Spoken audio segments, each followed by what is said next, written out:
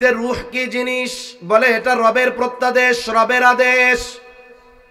এখন এই রূহ এখানে নারী পুরুষ সবার ক্ষেত্রে একই কথা, রূহ হলো রবের আদেশ। এখন নারী আর পুরুষের মধ্যে মৌলিক এই রূহের দিক দিয়ে কোনো পার্থক্য নাই। নারীর রূহ হোক আর পুরুষের রূহ হোক, পরিচয় একটাই, আদেশটা কার, জোরে কন। তবে গঠনগত দিক দিয়ে কিছু পরিবর্তন আছে। যখন মায়ের পেটেও যায়, আল্লাহ তাআলা যতক্ষণ পর্যন্ত আকৃতি না দেয় ততক্ষণ পর্যন্ত কারো বলার ক্ষমতা নাই মায়ের পেটের ওই শুক্রকীট, রক্তপিণ্ড, মাংসপিণ্ড এটা ছেলে হবে নাকি মেয়ে হবে, দুনিয়ার কারো বলার মতো ক্ষমতা আছে নাকি? এজন্য আল্লাহ এক জায়গায় বলেন ওয়ায়ালামু মা ফিল আরহাম, মায়ের রেহেমে, মাতৃগর্ভে ছেলে আছে না মেয়ে আছে জানে কে? আল্লাহ জানে। আল্লাহ তাআলা আকার আকৃতিতে কিছুটা পার্থক্য দিয়েছেন। স্বাভাবিক নারী আর পুরুষের শরীরের গঠনগত যেই পার্থক্য এটা আমরা সবাই জানি। এবার আসেন শরীয়তের হুকুমগত দিক দিয়ে কোনো পার্থক্য আছে কিনা। বলে কয়েকটা বিষয়ে যদিও পার্থক্য অনুধাবন করা যায়, দেখা যায়, কিন্তু এর দ্বারা এটা বলার সুযোগ নাই যে এই কারণে ইসলাম নারীদেরকে ঠকায়া দিছে, এটা বলার কোনো সুযোগ নাই।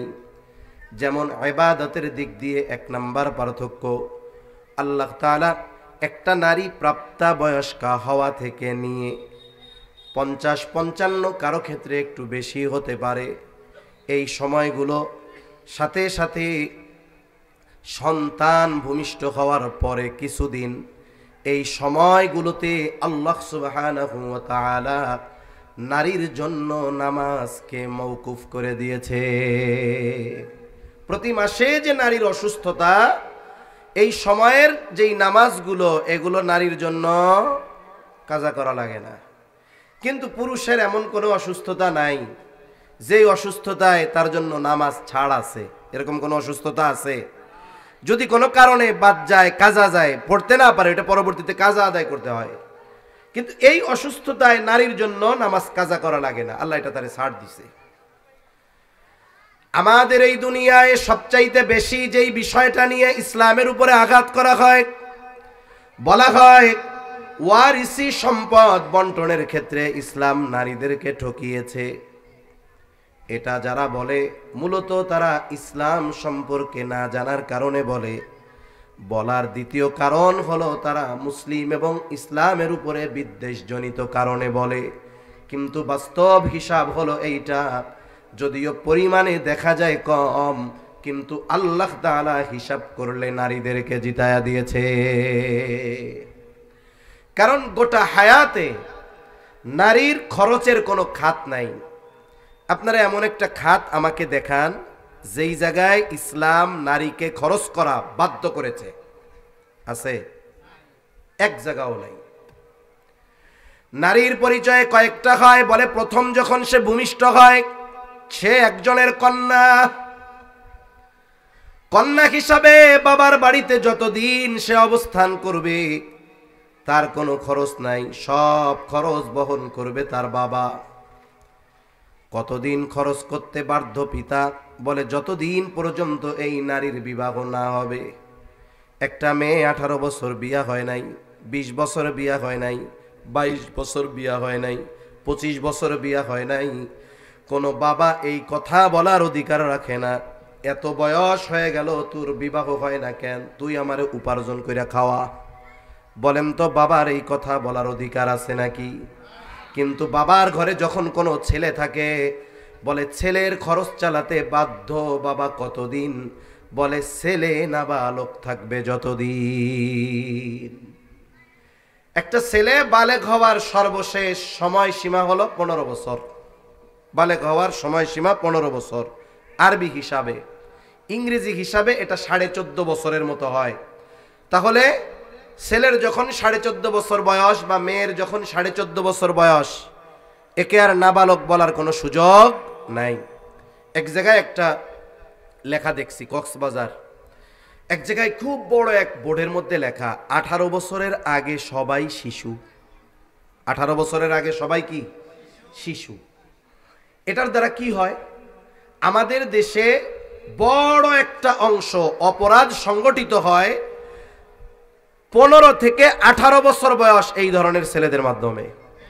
আপনারা মাঝে মধ্যে কিশোর গ্যাংয়ের নাম শুনেন না?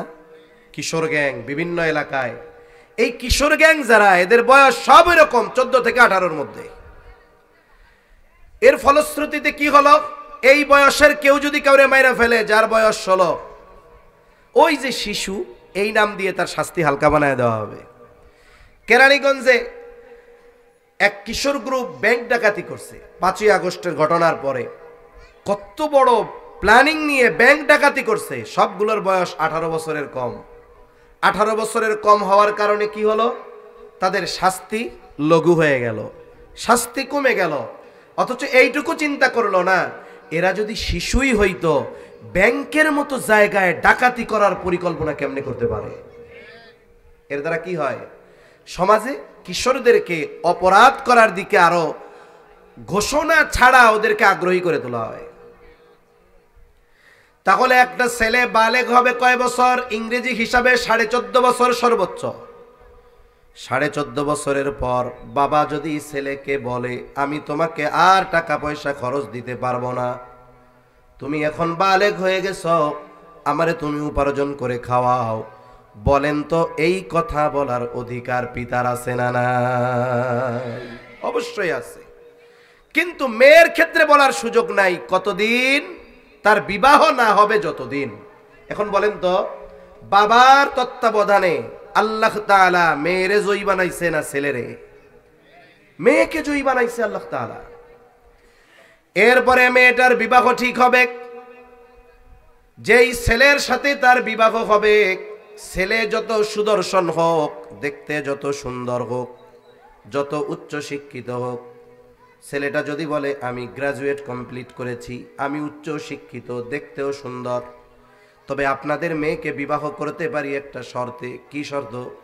যে মেয়ের সব খরচ আপনারা চালাইবেন মরা পর্যন্ত। বলেন তো, পৃথিবীর সর্বোচ্চ যোগ্যতা সম্পন্ন ছেলে যদি এই রকম প্রস্তাব কোনো বাবার কাছে দেয়, ওরে পিটাইয়া বলবে তোরে বিবাহ করতে কে কইছে, ভাগ এইখান থেকে, আমার মেয়েরে খাওয়াইতে পারবা না, তার মৌলিক যেই চাহিদাগুলো এগুলো পূরণ করতে পারবা না, তোমারে বিবাহ করতে কে বলছে? এই জন্য এই বিবাহ সংগঠিত হওয়ার আগে বলেন তো, স্বামীকে অবশ্যই অবশ্যই মোহরানা দেওয়া লাগে, সাথে সাথে বিবাহ পরবর্তীকালীন যত খরচ আছে সব খরচ বহনের দায়িত্ব নেওয়া লাগে, এরপরে বিবাহ দেওয়া হয়, ঠিক না? বাবার ঘরে তার কোনো খরচ নাই, স্বামীর ঘরে গেল, মোহরানার টাকার মালিক সে। আমাদের সমাজে যে যৌতুক ব্যবস্থা বা যৌতুক প্রথা, এটার সাথে ইসলামের কোনো সম্পর্ক নাই। এজন্য আমার ইসলামের কথাটা আমাকে বলতে হবে আগে, এটা হারাম। এখন স্বামীর ঘরে যখন গেল, প্রথমত তাকে কি দেওয়া হলো? মোহরানা, এটার মালিক ওই মেয়ে। এরপরে স্বামীর ঘরে যাবে, তার খাদ্য, বস্ত্র, চিকিৎসা, বাসস্থান এবং তার শখ শৌখিনতা পূরণ, এগুলোর সব জিম্মাদারি তার স্বামীর, এখানেও তার কোনো খরচ নাই।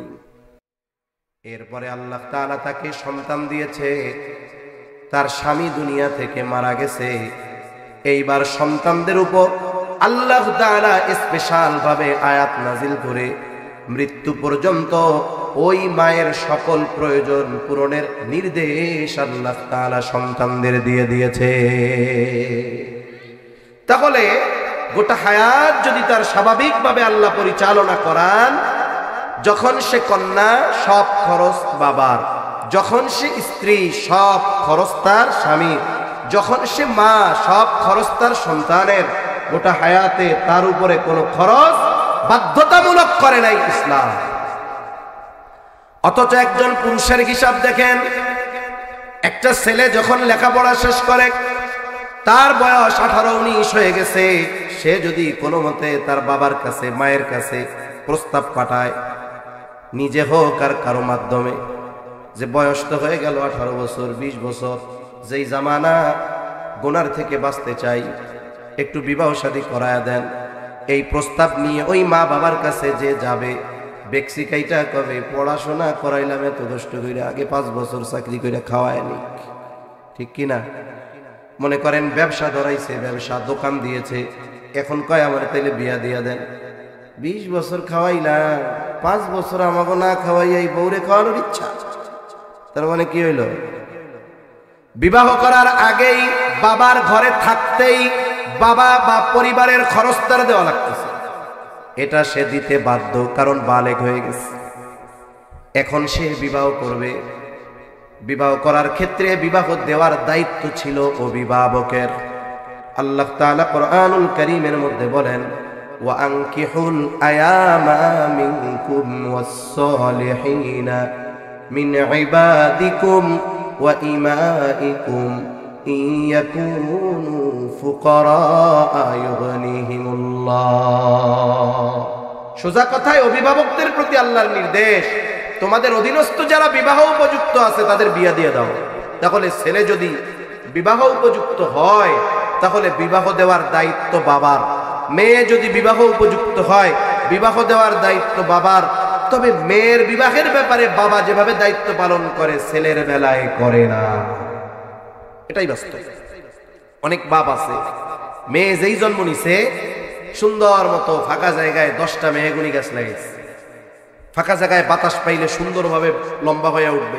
হিসাব, মেয়েটা 16, 17, 18 বছর হইতে হইতে এই 10টা গাছ যদি হয় এক একটার দাম হবে 1 লক্ষ টাকার বেশি এই বাজারে, যদি ভালো গাছ হয়। এখন মেয়ের বিবাহের সময় মেয়েরে বলে, আম্মা তুমি চিন্তা করো না, তুমি যখন দুনিয়ায় জন্ম নিছ তোমার কথা চিন্তা করে 10টা গাছ লাগাইছিলাম, এই 10 গাছ এখন 20 লাখ টাকা দাম, কোনো অসুবিধা নাই, বিবাহ শাদী তো হবেই, আরো তোমার ফার্নিচার দিয়া তোমার শ্বশুর বাড়িতে পাঠাবো। কেন? মাইয়ার বিয়ার চিন্তা ছিল, আল্লাহর আদেশ, পোলারেও তো বিবাহ দিতে হবে, পোলার জন্য 10টা লাগাইতে পারেন নাই? পোলা যখন বিবাহ উপযুক্ত হয়েছ এই 10টা গাছ দেখায় দিয়া বলতেন, বাবা তুমি বিবাহ উপযুক্ত হয়েছ, তোমার বিবাহ উপযুক্ত হওয়ার পরে বিবাহ দেওয়ার দায়িত্ব আমার। এখন তুমি উপার্জন করো না, এই যে 10টা গাছ, 10 লাখ টাকা ব্যবসা করো, 20 লাখ টাকা ব্যবসা করো, আর কিছু দিয়ে তুমি বিবাহ করো, নিজের খরচ তুমি ব্যয় করো, আমাদের জন্য উপার্জন করো। এই রকম দুনিয়ায় বলনেওয়ালা বাবা মা বা অভিভাবক এরকম সংখ্যা অনেক কম। তাহলে বাবার ঘরে বিবাহের আগেই ছেলের খরচ শুরু হয়ে গেছে। এরপরে যখন বিবাহ করবে প্রথমত দেনমোহর দেওয়া লাগবে, এক খরচ। এরপরে যখন বিবাহ করে আনবে স্ত্রীর খরচ, সুস্থতার খরচ, তার চাহিদা পূরণের খরচ, সন্তান হবে, সময়ের সাথে সাথে তার খরচ বাড়ে কি বাড়ে না জোরে বলেন? এক কথায় ছেলে মানুষ যারা, পুরুষ যারা, এদের জীবনে খরচের খাতের অভাব নাই। আর শরীয়ত নারীর জন্য একটা জায়গায়ও খরচ করা বাধ্যতামূলক করে না। তাহলে অবস্থাটা কি? ছেলের খরচের শেষ নাই, মেয়ের কোনো খরচ নাই। এখন আল্লাহ তাআলা পিতার সম্পদ বন্টনের রীতি কি করলেন? আল্লাহ তাআলা বলেন, ইউসিকুমুল্লাহু ফি আওলাদিকুম লিয-যাকারি মিসলু হাযযিল উনসায়াইন। এই বিধানটার ব্যাপারে ইসলাম বিদ্বেষীদের সবচাইতে বড় অ্যালার্জি আর চুলকানি। আল্লাহ তাআলা বলেন, ইউসিকুমুল্লাহ, আল্লাহ তাআলা তোমাদেরকে ওসিয়ত করতেছেন। এর মানে আল্লাহ তাআলার চূড়ান্ত নির্দেশ এইটা, ফি আওলাদিকুম, তোমাদের সন্তানদের ব্যাপারে, লিয-যাকারি মিসলু হাযযিল উনসায়াইন, ছেলে সন্তান পাবে 2 জন কন্যা সন্তানের সমপরিমাণ। যদিও দেখা যায় ছেলে দ্বিগুণ, মেয়ে তার অর্ধেক, কিন্তু মেয়ে যতটুকু পাওনা বলেন তো তার 1 টাকাও খরচ আছে নাকি? আসলে লাভবান কে? একজন বেতন পায় 50,000 টাকা। কত টাকা? 50,000। আর একজন পায় 15,000। কিন্তু যিনি 50,000 পান তার পরিবারের সদস্য বেশি, খরচ বেশি। এমনও হয় মাস শেষে 50,000 শেষ হয়ে আরো মাঝে মধ্যে কর্জ করা লাগে।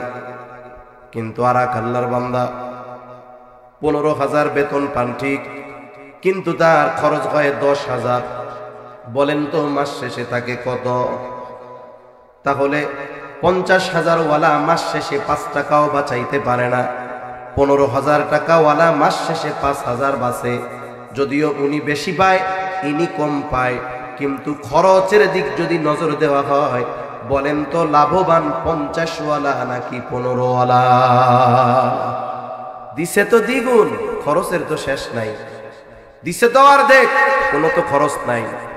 এজন্য যারা বলে যে ইসলাম নারীদেরকে উত্তরাধিকার সম্পদ বন্টনের ক্ষেত্রে ঠকিয়েছে, এটা তারা ভুল বলে, ইসলামের প্রতি বিদ্বেষের কারণে বলে। ঠিক কিনা বলে? যদি কথার কথা ধরে নেই, যদি সমান সমান দেওয়া হয়, তখন পুরুষও যদি বলে খরচ সমান সমান, এক্ষেত্রে নারী ঠকবে, জিততে পারবে না। সেজন্য আল্লাহ তাআলা নারীদেরকে কখনো ঠকান নাই। এটা পরিমাণে কম দেখা গেলেও বরং এই ক্ষেত্রেও নারীদেরকে আল্লাহ জিতায় দিয়েছে। তাহলে আমার মূল কথার দিকে যাই। মৌলিকভাবে নারী পুরুষের পার্থক্য নাই। কেন বলে মৌলিকভাবে? আমাদের মূল জিনিসটা হলো রূহ, আর রূহের কোনো পরিচয় আল্লাহ তাআলা পার্থক্য করেন নাই। রূহের পরিচয় একটা। রূহ হলো কার আদেশ? জোরে বলেন। আর শরীয়তের দিক দিয়ে যেই পরিবর্তনগুলো দেখা যায়, এর দ্বারা নারীকে ঠকানো হয় নাই। এবার আসেন, নারী আর পুরুষ আমলের ক্ষেত্রে এমনটা করা হয় নাই যে নামাজ পড়লে নারীর সওয়াব কম, পুরুষের বেশি, এমনটা করা হয় নাই। বরং নারী পুরুষের প্রতিদানের ক্ষেত্রেও, আমলের প্রতিদানের ক্ষেত্রেও আল্লাহ তাআলা নারীকে জিতায় দিয়েছে।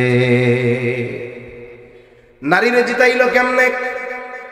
একজন পুরুষ যদি ইচ্ছা করে বাসায় তার নফল নামাজ পড়তে সমস্যা, সে দৌড় দিয়ে মসজিদে এসে নফল নামাজ পড়তে পারে। কিন্তু একজন নারী ইচ্ছা করলেই নফল রোজা, নফল নামাজ পড়তে পারে না। কারণ তার স্বামীর জন্য রান্না করতে হয়, অনেক সময় শ্বশুর শাশুড়ির জন্য রান্না করতে হয়, অনেক সময় সন্তানদেরকে সময় দিতে হয়, দুধ পান করাতে হয়, তাদের গোসল, অন্যান্য কত ব্যবস্থাপনা আছে। নারী ইচ্ছা করলেই নফল নামাজ পড়তে পারে না। অনেক সময় ফরজ, ওয়াজিব, সুন্নাতে মুআক্কাদা গুলো আদায় করা তার জন্য কঠিন হয়ে যায়। বুজুর্গানে দিন বলেন, ওই নারী স্বামীর খেদমত, সন্তানদের লালন পালন, শ্বশুর শাশুড়ির খেদমত করতে গিয়ে নামাজ পড়তে পারে না, রোজা রাখতে পারে না। কিন্তু পুরুষ ইচ্ছা করলে মসজিদে গিয়া পড়তে পারে। তবে পুরুষ যে নামাজ পড়লো, এটা কবুল হতেও পারে, নাও পারে। কিন্তু নারী যদি সংসারের ওই কাজগুলো আল্লাহর সন্তুষ্টির জন্য করে, বলে তার ওই সংসারের কাজগুলো তার আমল নামায় কবুল ইবাদত বলে গণ্য হয়ে যায়। চুলার মধ্যে লাকড়ি ঠেলবে, এটাও তার সওয়াব বলে গণ্য হবে। সুবহানাল্লাহ। হিসাব যদি করা হয়, এই জায়গায় আল্লাহ নারীকে জিতায় দিয়েছে। তাহলে আল্লাহ রাব্বুল আলামিন আয়াতের মধ্যে কি বলেন? আল্লাহ তাআলা বলেন, এই ইবাদতের প্রতিদান দেওয়ার ক্ষেত্রে আল্লাহ তাআলা কোনো ধরনের বাহ্যিক অথবা অভ্যন্তরীণ কোনো তারতম্য করেন নাই। একেবারে সুস্পষ্ট ঘোষণা। আল্লাহ তাআলা বলেন, মান আমিলা সালিহাম মিন যাকারিন আও উনসা, যেই নারী অথবা পুরুষ নেক আমল করে, আমলে সালেহ করে, ওয়া হুয়া মুমিন, আর সে মুমিন। তার মানে কোনো আমলে সালেহ হওয়ার জন্য এক নাম্বার যেটা দরকার, সেটার নাম হলো ঈমান। আর আমলে সালেহ তো ওই আমল যেই আমলের প্রতিদান দুনিয়ায়ও আছে, আখিরাতেও আছে। তাহলে আল্লাহ তাআলার ঘোষণা, ঈমানদার নারী অথবা পুরুষ যদি নেক আমল করে, দুই ধরনের পুরস্কার। এক নাম্বার, তার তো ঈমান থাকতে হবে। দুই নাম্বার, তার আমলটা হতে হবে আমলে সালেহ। এখন আমলে সালেহ হওয়ার জন্য কি দরকার? আল্লাহ তাআলা সবচাইতে গুরুত্বপূর্ণ শর্তের কথা বলেন, ওয়া হুয়া মুমিন, আর সে মুমিন। তার মানে আমল আল্লাহ তাআলার কাছে গৃহীত হওয়ার জন্য, কবুল হওয়ার জন্য এক নম্বরে দরকার হলো শিরিক মুক্ত ঈমান।